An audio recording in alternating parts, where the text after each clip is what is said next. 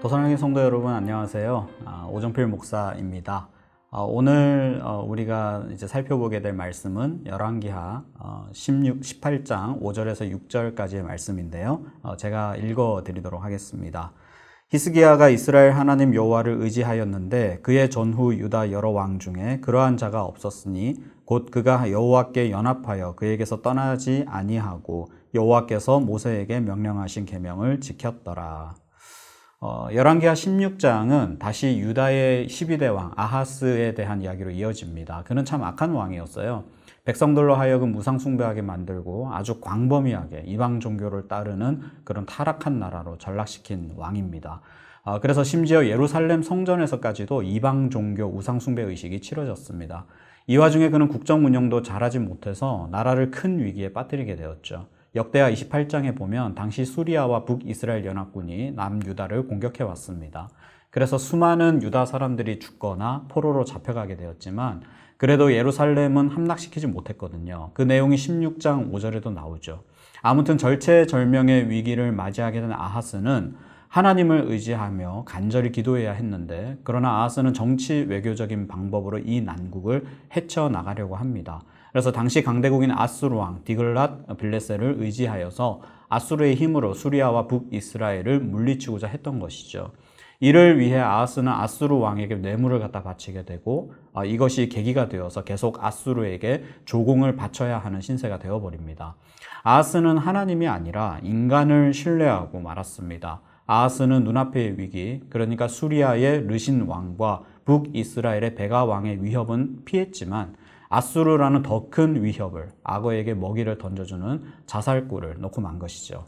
아하스는 자신을 구해준 아수르 왕 디글랏 빌레셀에게 충성을 맹세하기 위해서 다메섹을 찾았다가 아주 인상적인 종교 제단을 하나 보게 됩니다. 나름 신상품이었던 모양이에요.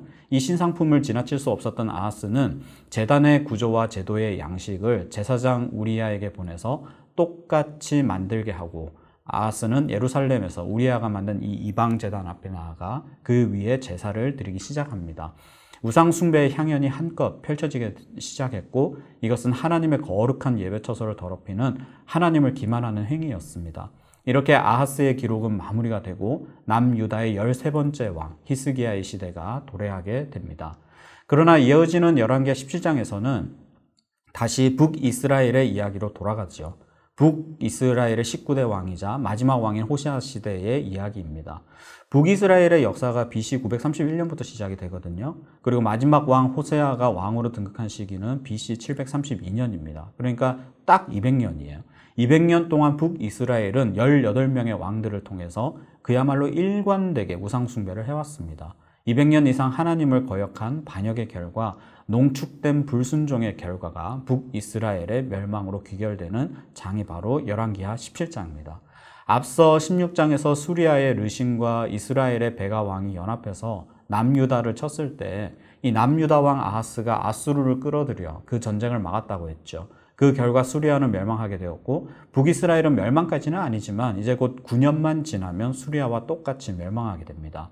호세아는 앞서 열왕기하 15장에 따르면 베가 왕을 암살하고 왕위에 오르게 됩니다. 그리고 이미 베가 왕 시절부터 아수르에게 조공을 바치고 있었기 때문에 계속 조공을 바치고 있었는데, 아수르는 사실 당시 팔레스타인 지역의 일보다는 동쪽에서 일어난 사건들에 몰두하고 있었고, 호세아는 그 기회를 틈타서 애굽과 화친을 맺게 되죠.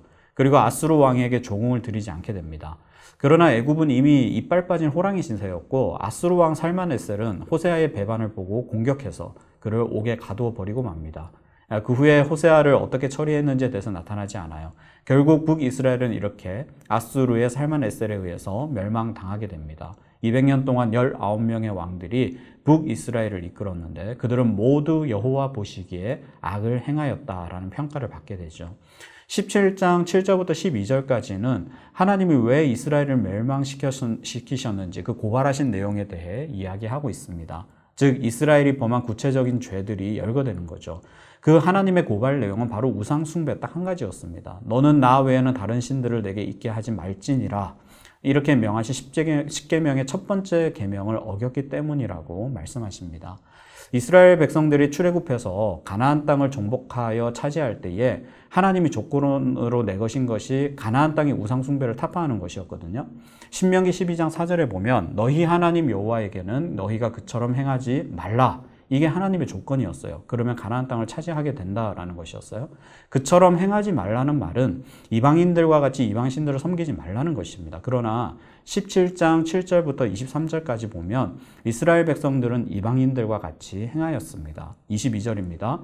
이스라엘 자손이 여로보암이 행한 모든 죄를 따라 행하여 거기서 떠나지 아니하므로 일대왕 여로보암이 닦아놓은 이방신을 섬기는 우상 숭배의 길을 지속적으로 걸어왔다라는 것이죠. 결국 북이스라엘은 아수르에 의해서 완전히 멸망당하게 되고 아수르는 식민지 정책 일환으로 북이스라엘 백성들을 이주시켰는데 이것은 좀 어려움이 있어서 다른 지역을 정복한 사람들, 바벨론이나 구다, 아와, 하맛 등지의 식민지 사람들을 옮겨다가 이스라엘 거주 지역인 사마리아 성읍에 살게 했던 것입니다. 일종의 인종 혼합 정책이죠. 그냥 섞어버리는 거예요. 그래서 독립운동하지 못하게, 단일 민족이면 구심점이 생겨서 반항, 독립운동이 생길 수 있지만 섞어버리면, 여러 민족을 섞어버리면 그런 구심점이 없어져 버리기 때문에 이런 인종혼합 정책을 펼쳐서 결국은 이스라엘 백성들은 하나님을 섬기지 않는 사람들과 한데 섞여 살게 되었습니다. 아무튼 이주해온 타 지역 사람들이 여호와를 경외하지 않겠죠. 당연히 하나님을 섬기는 자들이 아니니까. 그러자 하나님은 사자들을 보내서 몇 사람을 죽이십니다. 깜짝 놀랐겠죠. 그래서 이 사람들이 아수르 왕에게 가서 당신이 이사하라고 한 사마리아에 가보니까 여호와라는 토착신이 있던데 그 신을 섬기는 법을 좀 알려달라고 청원을 넣습니다. 그래서 아수르 왕이 이스라엘 출신 제사장 한 명을 파견해서 가서 여호와라는 신을 섬기는 제사법 좀 알려주라 이렇게 명령하죠. 그러나 200년 동안 우상 숭배만 일삼던 이스라엘에서 올바른 제사장이 있었을까요? 그 제사장이 알려준 제사법 역시 우상 숭배가 되고 있던 신들 중에 여호와를 하나 더 추가하는 수준이었습니다. 이스라엘은 다신교를 숭배하는 땅이 되고 말았던 것이죠. 이제 그 땅은 여호와만을 섬기는 예배에서 한 걸음 더 멀어지게 됨과 동시에 하나님을 모독하고 기만하는 예배 형태가 발전하기 시작했던 것입니다. 이어지는 18장에서는 또다시 남유다 이야기로 돌아갑니다. 그 유명한 왕, 남유다의 13번째 왕 히스기야의 이야기입니다. 히스기야는 그 조상 다윗의 모든 행위와 같이 여호와 보시기에 정직히 행하였습니다. 그동안 이토록 하나님께 칭찬을 받은 왕이 없을 정도였죠. 그는 여러 산당을 제하고 주상을 깨뜨리고 아세라 목상을 찍어버리는 등 종교 개혁을 일으켜서 영적 부흥을 주도하게 됩니다. 히스기야는 오직 하나님 여호와를 의지했으며 그의 충성은 절대적 충성이었고 일관된 순종의 모습을 보여주게 됩니다. 여호와를 의지하고 신뢰하는 힘으로 초강대국을 상대로 반역을 일으켜서 부분적이긴 하지만 억압에서 벗어날 수 있게 되었고 블레셋을 쳐서 자기의 아버지가 잃었던 지역들을 되찾기 시작합니다. 여기서 잠깐 18장 9절부터 12절은 잠시 북이스라엘의 이야기로 넘어가는데요. 아수르 왕 살만에셀이 사마리아를 공격해서 북이스라엘이 몰락한 사건, 좀 전에 제가 언급했던 그 사건을 다시 언급하면서 히스기야 왕조와 북이스라엘의 왕조를 대비시키고 있는 것입니다. 키포인트는 하나예요. 진정한 왕이신 하나님의 말씀에 귀를 기울이고 순종했느냐 하지 않았느냐 이것이죠. 그러나 18장 13절부터는 히스기야에게도 위기가 닥쳐옵니다. 아수르의 산헤립은 반역한 히스기야를 가만두지 않았어요. 그래서 침략해왔고 결국 남유다는 새 장에 갇힌 새와 같이 예루살렘에 갇히게 됩니다. 이때 히스기야는 실수를 하게 돼요. 인간적인 실수인데 아수르 왕 산헤립에게 자기가 죄를 지었다고 자백하면서 왕의 요구를 다 들어주겠다고 합니다. 그러자 왕은 은 300달란트와 금 30달란트를 요구하고 히스기야는 없는 살림에 박박 긁어 모아서 진상하게 되죠. 이에 아수르 왕은 물러가는 대신에 히스기야와 협상하기 위해 대군을 거느린 장군들을 보내기 시작합니다. 사실 아수르의 사네립 왕은 히스기야의 완전한 항복을 받아내려 했던 거예요. 은금 따위에 물러날 아수르가 아니에요. 사기당한 거죠. 사네립이 보낸 협상가는 뛰어난 선동가 랍사게라는 인물이에요. 이 랍사게는 언어에도 능통해서 히브리어를 사용하면서 선동질을 하기 시작합니다. 유다의 약한 방어 능력을 조롱했고요. 또 하나님을 의지하는 것은 어리석은 것이라 주장했고, 왜냐하면 하나님이 더 이상 힘을 못 쓰게 될 터인데 그 이유는 뭐냐? 히스기야가 이미 산당과 제단을 제하였기 때문이다. 이렇게 선동질을 합니다. 아주 탁월하고 뛰어난 지혜로운 말이죠. 히스기야가 산당과 제단을 제거할 당시에 백성들 중에는 저래도 되나 싶은 그 의문의 마음을 품은 사람들이 분명히 있었을 터인데 그 심리를 잘 파고 들어가서 하나의 어떤 그 군중 심리를 선동하고자 했던 것입니다. 그러면서 너희에게는 저항할 힘이 아무래도 없다 막 조롱하는 거예요. 그래서 아수르에게 항복하지 않을 경우 혹독한 기아에 시달리게 될 것이다 이렇게 위협하면서 18장 28절부터는 랍사게가 유다 백성들을 향해서 선동질을 이어갑니다. 너네 괜히 히스기야라는 멍청한 왕 믿고 따르다가 다 같이 죽는 수가 있다. 그러나 만약 항복하면 포도와 무화과를 먹고 또한 각각 자기의 우물의 물을 마시게 될 것이다. 이렇게 백성들의 마음을 흔들기 시작합니다. 그러나 랍사게는 여기서 선을 넘어버리고 말아요. 너희가 믿는 하나님도 많은 신들 중에 하나일 뿐이라고 주장하면서 하나님을 무시하는 말을 막 쏟아내기 시작해요. 유다보다 더 강한 나라의 신들이 버젓이 있는데 어떻게 너희같이 약소한 나라를 돕는 여호와가 힘을 쓰겠느냐 이 말이죠. 랍사게는 여호와를 조롱하는 치명적인 실수를 저지르고 맙니다. 그러나 유다 백성 누구도 그 선동에 반응하지 않았어요. 왜냐하면 히스기야가 그렇게 명령했고 이에 백성들이 순종한 것이며 그만큼 히스기야는 백성들의 존경을 받고 있었다라는 근거가 되는 것입니다. 자, 히스기야는 이 위기를 어떻게 벗어나게 될까요? 이것은 내일 19장에서 우리가 이야기가 이어지게 되는데요. 사랑하는 성도 여러분, 북이스라엘은 하나님은 사랑하셨어요. 북이스라엘조차도 하나님은 사랑하셨습니다. 하나님은 그들에게 율법을 주셨을 뿐만 아니라 회개하고 순종할 것을 촉구해온 선지자들을 주셨어요. 그러나 그들은 200년 동안 한결같은 반응을 보입니다. 하나님이 뭐라고 평가하셨어요? 저희가 듣지 아니하고 그 목을 굳게 하기를 하나님 여호와를 믿지 아니하던 저희 열조의 목같이 하였다. 그 결과 그들은 철저한 멸망을 경험합니다. 하나님의 자리를 대신한 그 무엇이 바로 우상이죠.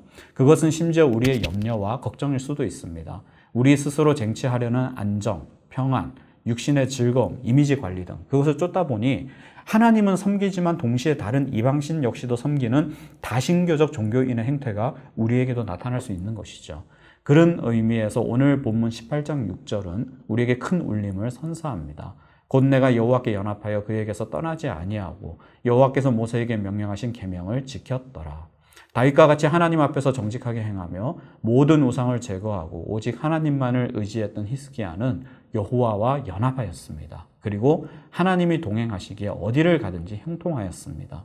세상과 사람들은 위기라고 하지만 하나님과 동행하며 그리스도와 연합한 저와 여러분은 위기 순간에도 고난의 상황에도 하나님의 형통케 하심을 경험하게 될 줄로 믿습니다. 오늘도 하나님과 동행하심으로 도우시는 하나님의 손길을 경험하는 하루 되시기를 주님의 이름으로 축원합니다. 제가 기도하겠습니다. 하나님 아버지 감사합니다. 우리가 이 땅을 살아갈 때에 여전히 우리의 심령을, 우리의 영혼을 미혹해 하는 악한 것들, 또 우리의 마음을 쏟게 만드는 우리의 육신의 욕망을 자극하는 것들, 그런 한낱 허튼 것에 마음을 뺏겨서 하나님을 호련히 소홀하게 대하고 하나님께 진정한 예배를 올려드리지 못하는 우리의 나약한 심령의 모습들이 있다면 이 시간 하나님께서 치유하여 주시고 다시 한번 영원한 죽음에서 우리를 구원하여 주신 하나님의 끝없는 사랑을 기억함으로 우리의 영원한 구원자 되시는 하나님만을 더 의지하는 우리 모두가 되게 하여 주시옵소서. 북이스라엘의 19명의 왕들과 같이 하나님께 끝없는 불순종을 이어가는 모습이 아니라 히스기야와 같이 하나님 앞에서 정직히 행하며 한 말씀이라도 주님의 말씀을 듣고 따르기 위해 발버둥치며 그것을 통하여서 하나님의 위대한 역사들을 경험하고 기적을 경험하는 우리 모두가 될 수 있도록 주님께서 축복하여 주시옵소서. 불리한 상황에서 더욱더 하나님만을 의지하며 승리의 찬가를 부르는 우리의 간증이 하나님을 기쁘시게 하며 우리 교회 공동체와 가정 공동체에도 충만하게 넘치는 우리의 모습들이 되게 하여 주시옵소서. 감사드리며 오를 권하신 예수님의 이름으로 기도합니다. 아멘.